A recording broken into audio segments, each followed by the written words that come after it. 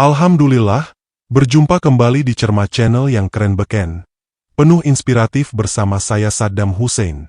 Di kesempatan ini saya akan mengkisahkan tentang seorang pendeta muda tersohor di Australia, diselamatkan memeluk Islam oleh seorang santriwati senior pesantren Gontor Jombang, Jawa Timur. Ayo langsung saja kita simak perjalanan kisahnya berikut ini. Di sebuah gereja megah di Sydney, Australia, pendeta muda bernama Ethan Walker berdiri di atas mimbar. Wajahnya tampan, suaranya berwibawa, dan khotbahnya menyihir ribuan jemaat yang datang dari berbagai kota. Ia bukan sekadar pendeta biasa, melainkan sosok fenomenal yang menggemparkan dunia kekristenan modern.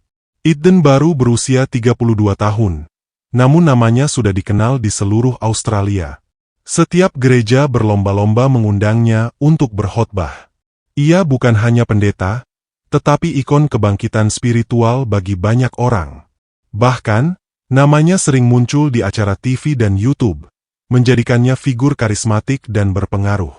Tak hanya di Australia, Ethan sering diundang ke Inggris dan Amerika Serikat. Gereja-gereja di London, New York, dan Los Angeles membayar mahal agar ia datang dan mengisi khotbah. Ribuan orang rela antre berjam-jam hanya untuk mendengarkan kata-kata inspiratifnya. Namun, di balik sorotan publik yang luar biasa, ada sebuah pergolakan batin yang tak seorang pun tahu. Tak ada yang tahu bahwa Ethan lahir dari keluarga berantakan. Ibunya meninggal ketika ia masih kecil, dan ayahnya seorang pemabuk yang sering melakukan kekerasan. Masa kecilnya penuh trauma dan penderitaan. Satu-satunya tempat yang memberinya ketenangan adalah gereja kecil di pinggiran Sydney, di mana ia mengenal Tuhan dan memutuskan untuk menjadi pendeta. Namun, luka masa lalu itu masih membekas. Setiap malam, di tengah kesibukannya yang luar biasa, Ethan sering menangis diam-diam di kamar hotel mewahnya saat bepergian ke luar negeri. Ia merasa kosong meski ribuan orang mengaguminya. Sampai suatu hari, hidupnya berubah total setelah ia bertemu dengan seorang wanita misterius di London. Saat diundang berkhotbah di St. Paul's Cathedral, London, Ethan bertemu dengan seorang wanita bernama Sophia Charter. Ia adalah seorang wartawan investigasi yang menulis tentang agama. Berbeda dengan orang lain yang mengagumi Ethan, Sophia justru meragukan ketulusannya. Apa yang kau kejar sebenarnya, Pendeta Ethan? Tuhan atau popularitas? Tanyanya tajam. Pertanyaan itu menusuk hati Ethan. Selama ini, ia merasa dirinya benar, bahwa ia adalah pelayan Tuhan yang suci. Namun, Sophia melihat sesuatu yang berbeda. Ia melihat seorang pria yang lelah dan kehilangan arah. Sophia mulai menyelidiki masa lalu Ethan. Ia menemukan fakta mengejutkan. Banyak gereja yang membayar mahal hanya demi mengundang Ethan. Bahkan ada dugaan bahwa ia lebih mementingkan bayaran dan ketenaran daripada misi keagamaannya. Ethan marah ketika mengetahui investigasi Sophia. Namun, semakin ia menghindar, semakin ia terjebak dalam kebohongan dirinya sendiri. Di tengah puncak popularitasnya, sebuah skandal besar mengguncang dunia Kristen. Sebuah video bocor ke media, memperlihatkan negosiasi antara manajer Ethan dan gereja di New York. Dalam video itu, terdengar permintaan honor ratusan ribu dolar untuk satu sesi khotbah. Dunia gempar. Banyak jemaat yang kecewa. Mereka yang dulu mengagumi Ethan kini meragukan ketulusannya. Media mulai menyerangnya habis-habisan, dan gereja-gereja mulai membatalkan undangan. Sophia, yang awalnya hanya ingin mengungkap kebenaran, mulai merasa bersalah. Ia melihat Ethan semakin terpuruk dan dihantui masa lalunya. Aku hanya ingin kau menyadari siapa dirimu sebenarnya, Ethan, katanya. Namun, semuanya sudah terlambat. Ethan kehilangan segalanya. Setelah semua yang terjadi, Ethan menghilang dari dunia publik. Ia pergi ke pedalaman Australia, ke gereja kecil tempat ia pertama kali mengenal Tuhan. Di sana, ia kembali merenungkan makna hidupnya. Ia mulai memahami bahwa selama ini, ia terlalu sibuk mencari pengakuan dari dunia, bukan dari Tuhan. Berbulan-bulan kemudian, ia kembali. Namun, kali ini bukan sebagai pendeta selebriti. Ia menolak bayaran mahal, menolak sorotan kamera. Ia memilih melayani orang-orang kecil, mengabdi di gereja-gereja terpencil. Sophia, yang terus mengikutinya dari jauh, akhirnya mengerti bahwa Eden telah menemukan kembali makna sejati dari panggilannya. Akhirnya, kau menemukan Tuhan yang sebenarnya, bisik Sophia dalam hati. Eden Walker tidak lagi menjadi pendeta yang memenuhi stadion besar. Namun, dalam kesederhanaannya, ia justru menemukan kebahagiaan sejati. Kini, ia berkhotbah bukan untuk dunia, tetapi untuk jiwa-jiwa yang benar-benar membutuhkan Tuhan. Dan di sanalah, dalam kesunyian, ia menemukan secercah harapan yang selama ini ia cari, yang akan mewarnai perjalanan hidupnya. Di tengah keterpurukan dan pengasingannya di pedalaman Australia, Eden Walker mulai lebih sering merenung sendirian. Dulu, ia adalah pendeta paling berpengaruh, namun kini ia hanyalah seorang pria yang sedang mencari makna sejati dalam hidupnya. Di sela-sela kesepiannya, ia membuka Instagram. Akunnya masih memiliki jutaan pengikut, meskipun kini ia jarang mengunggah sesuatu. Saat menggulir komentar, matanya tertuju pada sebuah pesan dari seseorang yang tidak biasa. Tuhan itu tidak bisa dibeli dengan kemewahan dunia. Jika kau ingin mencari kedamaian, carilah dengan hati yang bersih. Pesan itu datang dari akun bernama Nurjanah. Profilnya sederhana, tanpa foto wajah, hanya gambar pemandangan masjid dan kutipan-kutipan indah.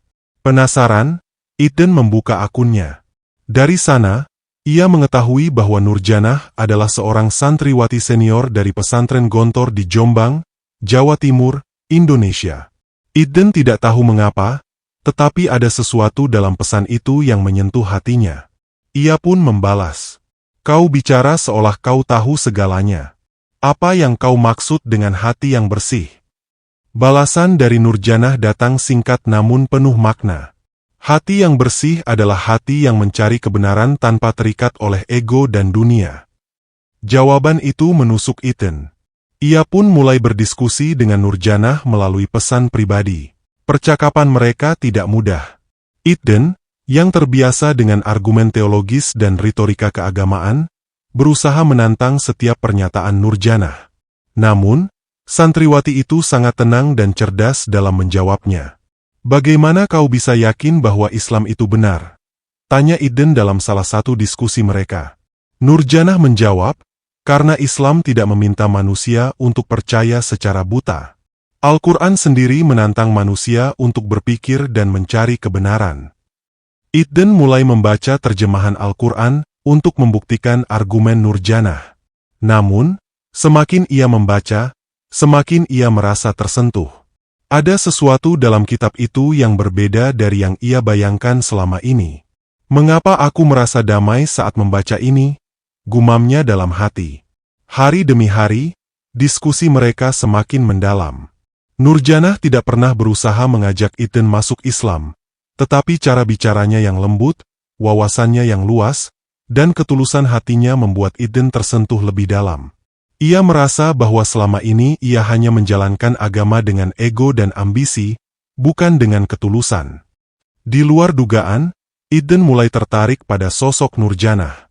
Bukan hanya karena kecerdasannya, tetapi karena kedamaiannya. "Kau seperti memiliki sesuatu yang aku cari selama ini," tulis Eden suatu malam. Nurjanah menjawab dengan rendah hati, "Bukan aku, Eden. Tapi kebenaran yang kau cari itu mungkin sudah dekat." Hati Eden bergetar. Ia tidak pernah merasakan perasaan seperti ini sebelumnya. Bukan cinta biasa, tetapi ketertarikan pada sesuatu yang lebih dalam. Ia mulai mempelajari Islam dengan hati yang lebih terbuka. Ia menonton ceramah, membaca buku, dan bahkan mulai menghafal beberapa ayat Al-Quran dalam bahasa Arab. Sampai akhirnya, ia membuat keputusan yang akan mengubah hidupnya selamanya. Setelah berbulan-bulan berdiskusi dengan Nurjanah, Eden akhirnya memutuskan untuk datang ke Indonesia. Ia ingin bertemu langsung dengan santriwati yang telah membuka hatinya. Setibanya di pesantren Gontor, suasana yang ia lihat sangat berbeda dengan gereja-gereja besar yang biasa ia hadiri. Tidak ada panggung megah, tidak ada lampu sorot. Hanya kesederhanaan, kedamaian, dan orang-orang yang tulus beribadah. Ketika akhirnya ia bertemu dengan Nurjanah, Eden tidak bisa berkata-kata. Nurjanah mengenakan gamis putih dan kerudung panjang, dengan wajah yang penuh ketenangan. "Kau benar-benar datang," kata Nurjanah dengan senyum lembut. Eden mengangguk. "Aku ingin mencari kedamaian. Dan aku ingin mengenal Islam lebih dalam, bukan dari buku, tapi dari hati." Di pesantren itu, Eden menghabiskan waktu berminggu-minggu belajar Islam. Ia mengikuti kajian, berbicara dengan para ustaz, dan merasakan sendiri bagaimana kehidupan seorang muslim. Hingga suatu malam, saat ia mendengar suara azan berkumandang dari masjid pesantren, air matanya jatuh tanpa sadar. "Inilah yang selama ini aku cari." Dan pada malam itu juga, Eden Walker mengucapkan syahadat di hadapan para santri dan ustaz. Berita tentang mualafnya Eden Walker menjadi viral di seluruh dunia. Media-media di Australia dan Amerika Serikat membahasnya dengan penuh kontroversi. Banyak yang kecewa, tetapi lebih banyak lagi yang terinspirasi oleh perjalanannya menemukan kebenaran.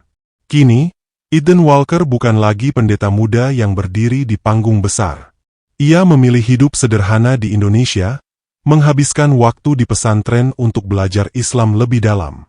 Ia tetap menjadi santriwati yang rendah hati, tetapi kini memiliki hubungan spesial dengan Eden. Bukan sekadar cinta, tetapi ikatan hati yang membawa mereka menuju kedamaian sejati. Sahabat inspiratifku yang berbahagia, keputusan Eden Walker untuk menjadi Muslim menggemparkan dunia. Media-media di Australia, Inggris, dan Amerika Serikat membanjiri berita tentangnya. Banyak pihak gereja kecewa dan marah, menganggapnya sebagai pengkhianat. Bahkan, mantan gerejanya mengeluarkan pernyataan resmi. Eden Walker telah tersesat. "Kami berdoa agar Tuhan membimbingnya kembali ke jalan yang benar." Namun, Eden sudah mantap dengan pilihannya. Ia tidak lagi mencari popularitas, kekayaan, atau pengakuan. Ia hanya ingin hidup dalam kedamaian dan kebenaran. Di Indonesia, ia mulai dikenal sebagai mantan pendeta yang masuk Islam, dan banyak orang ingin bertemu dengannya. Namun, ia lebih memilih untuk tetap sederhana, melanjutkan pendidikannya di pesantren, dan lebih banyak menghabiskan waktu di masjid. Namun, di balik ketenangan barunya, ada sesuatu yang terus mengusik hatinya, perasaannya terhadap Nurjanah. Sejak awal, Eden dan Nurjanah memang dekat dalam diskusi. Namun, kini hubungan mereka lebih dari sekadar diskusi agama. Mereka sering berbicara tentang kehidupan, impian, dan makna ketenangan. Eden semakin menyadari bahwa Nurjanah adalah wanita yang spesial, bukan hanya karena kecerdasannya, tetapi juga karena kesabaran dan ketulusannya. Suatu malam, di halaman pesantren, di bawah langit yang bertabur bintang, Eden memberanikan diri bertanya, "Nurjanah, apakah mungkin aku memiliki tempat di hatimu?" Nurjanah terdiam. Hatinya bergetar. Ia tahu bahwa Eden adalah pria yang berbeda dari siapapun yang pernah ia temui. Namun, ia juga tahu bahwa cinta adalah ujian. "Eden, aku tidak ingin menjadi alasan kau masuk Islam. Aku ingin kau mencintai Islam karena Allah, bukan karena aku." Eden menatapnya dengan mata yang teduh. "Aku mencintai Islam karena hatiku telah menemukan kebenaran. Tapi aku juga mencintaimu, Nurjanah." Nurjanah tersenyum kecil, tetapi ia tidak menjawab. Ia menyerahkan segalanya pada takdir. Beberapa bulan kemudian, Eden semakin mantap dalam Islam. Ia kini bisa membaca Al-Quran dengan baik, mulai menghafal surat-surat pendek, dan bahkan belajar bahasa Arab untuk memahami Islam lebih dalam. Hingga suatu hari, setelah salat subuh di masjid pesantren, ia berbicara dengan ustaz yang membimbingnya selama ini. "Ustaz, aku ingin menikah." Ustaz tersenyum. "Dengan siapa?" "Dengan Nurjanah." Ustaz tidak terkejut. Ia sudah lama melihat bagaimana Eden dan Nurjanah saling menghormati dan mendukung satu sama lain. Namun, keputusan itu bukan sesuatu yang mudah. "Kau harus bicara dengan keluarganya, Eden," kata Ustaz. Eden mengangguk. Ia siap menghadapi ujian berikutnya. Keluarga Nurjanah terkejut ketika mendengar lamaran Iden. Ayahnya, seorang kiai di pesantren lain di Jawa Timur, awalnya ragu. Kau berasal dari dunia yang berbeda, Iden. Bagaimana aku bisa yakin kau akan menjadi suami yang baik untuk putriku? Iden tidak mundur. Dengan penuh keyakinan, ia menjawab, "Saya tidak memiliki harta atau keturunan bangsawan. Tapi saya memiliki hati yang tulus, keyakinan yang kuat, dan niat yang baik untuk membangun rumah tangga dalam Islam." Ayah Nurjanah menguji Iden selama beberapa bulan.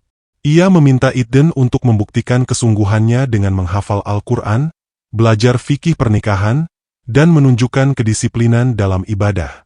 Dan Iden melakukannya dengan sungguh-sungguh. Sampai akhirnya, setelah berbulan-bulan ujian dan doa, ayah Nurjanah berkata, "Aku merestui kalian." Bab 14, Pernikahan yang diberkahi. Hari itu pun tiba. Pernikahan Iden dan Nurjanah digelar dengan sederhana di pesantren. Tanpa kemewahan, tanpa tamu dari kalangan pejabat, hanya keluarga, para santri, dan para ulama yang hadir. Namun, suasana pernikahan itu penuh keberkahan. Saat Iden mengucapkan ijab kabul dalam bahasa Arab, air matanya jatuh. Ia tidak pernah menyangka, perjalanan panjangnya dari seorang pendeta yang dipuja dunia, hingga menjadi seorang muslim yang ditemukan oleh cinta sejati akan berakhir di sini. Saat ia menggenggam tangan Nurjanah untuk pertama kalinya sebagai suami istri, ia berbisik, "Terima kasih telah menunjukkan jalan yang benar." Dan Nurjanah menjawab dengan senyum haru, "Kini kita berjalan bersama, menuju ridhanya." Setelah menikah, Iden dan Nurjanah mengabdikan hidup mereka untuk dakwah. Iden, yang dulu dikenal sebagai pendeta muda paling berpengaruh, kini menjadi dai internasional. Ia berdakwah di berbagai negara, menceritakan kisahnya, mengajak orang untuk mencari kebenaran. Sementara Nurjanah tetap menjadi santriwati yang rendah hati, mendidik generasi muslimah, dan terus menemani Iden dalam perjalanan dakwahnya. Kisah mereka menginspirasi jutaan orang di seluruh dunia. Dan bagi Iden, perjalanan sejati baru saja dimulai, bukan lagi sebagai pendeta yang mencari ketenaran, tetapi sebagai hamba Allah yang mencari ridhanya. Sahabat inspiratifku yang berbahagia. Kisah perjalanan Iden Walker, dari seorang pendeta muda yang populer hingga menjadi seorang muslim yang rendah hati, memberikan banyak pelajaran hidup yang sangat berharga. Berikut beberapa hikmah yang dapat kita petik dari perjalanan spiritualnya. 1. Kebenaran akan menemukan orang yang mencarinya dengan tulus. Iden adalah seorang pencari kebenaran. Meskipun ia awalnya seorang pendeta yang sangat terkenal dan dihormati, hatinya tidak tenang. Ia terus bertanya, meragukan, dan mencari jawaban atas kegelisahan spiritualnya. Kebenaran tidak akan pernah tertutup bagi mereka yang benar-benar ingin menemukannya. Jika seseorang dengan tulus mencari jawaban dengan hati yang jernih, Allah pasti akan membimbingnya ke jalan yang benar. Dan orang-orang yang bersungguh-sungguh mencari petunjuk kami, pasti kami akan tunjukkan kepada mereka jalan-jalan kami. Quran Surat Al-Ankabut 69. 2. Hidayah bisa datang dari siapa saja, kapan saja. Tidak ada yang menyangka bahwa seorang santriwati sederhana dari Indonesia, Nurjanah, menjadi perantara hidayah bagi seorang pendeta terkenal dari Australia. Allah memberikan hidayah melalui cara yang tidak kita sangka-sangka. Kadang, hidayah datang dari orang yang kita anggap biasa saja, tetapi mereka memiliki ilmu dan keikhlasan yang besar.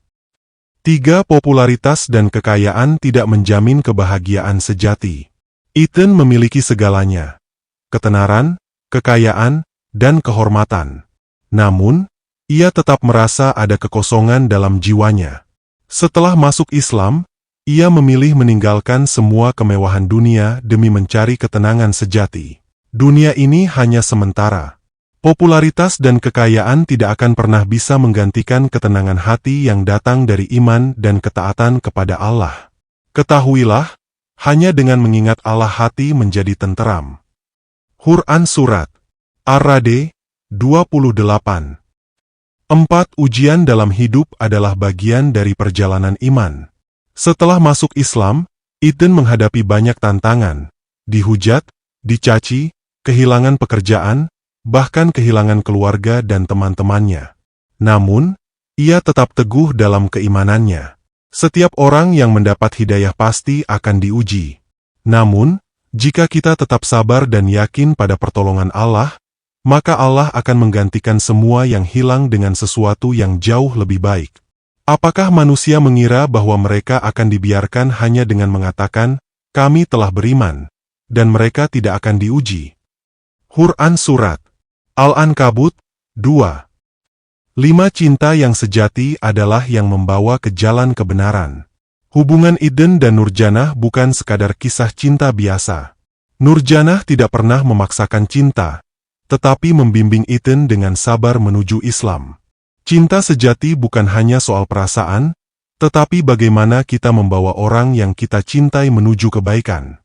Cinta yang sesungguhnya adalah cinta yang mendekatkan kita kepada Allah, bukan yang menjauhkan kita darinya.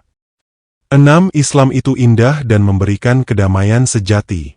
Pada akhirnya, Eden menemukan kedamaian yang ia cari selama ini dalam Islam. Bukan dalam gereja megah, bukan dalam ceramah penuh tepuk tangan, tetapi dalam kesederhanaan Islam, dalam sujud, dalam doa yang penuh keikhlasan. Islam bukan hanya sekadar agama, tetapi jalan hidup yang sempurna. Jika kita memahaminya dengan hati yang bersih, kita akan menemukan kedamaian yang tidak bisa diberikan oleh dunia. Barang siapa yang Allah kehendaki kebaikan baginya, maka Dia akan memberikan kepadanya pemahaman dalam agama. H.R. Bukhari Muslim.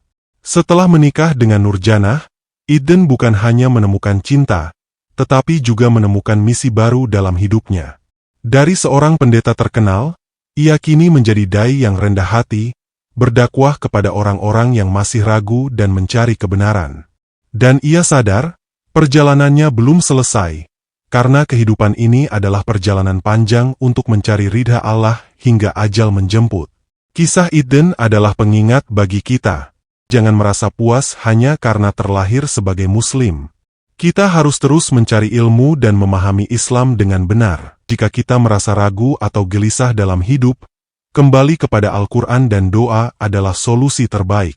Jangan meremehkan peran kita dalam menyebarkan kebaikan, karena kita tidak tahu siapa yang akan mendapat hidayah melalui kita. Islam adalah agama yang damai dan sempurna. Jangan pernah takut mencari kebenaran. Semoga kisah ini menginspirasi kita semua untuk semakin mendekatkan diri kepada Allah, mencari kebenaran dengan hati yang tulus, dan menjalani hidup dengan penuh keimanan dan ketakwaan. Amin ya Rabbal Alamin. Demikian kisah ini saya sajikan, semoga bermanfaat menambah literasi, cakrawala berpikir dan menginspiratif, untuk tetap berada di dalam kebaikan naungan cahaya petunjuk Allah Ta'ala, di dalam kehidupan ini. Sampai berjumpa kembali di kisah inspiratif berikutnya. Atas segala perhatian dan dukungan sobatku saya ucapkan terima kasih. Semoga menjadi nilai kebaikan. Saya mohon pamit undur diri dengan mengucapkan, wassalamualaikum warahmatullahi wabarakatuh.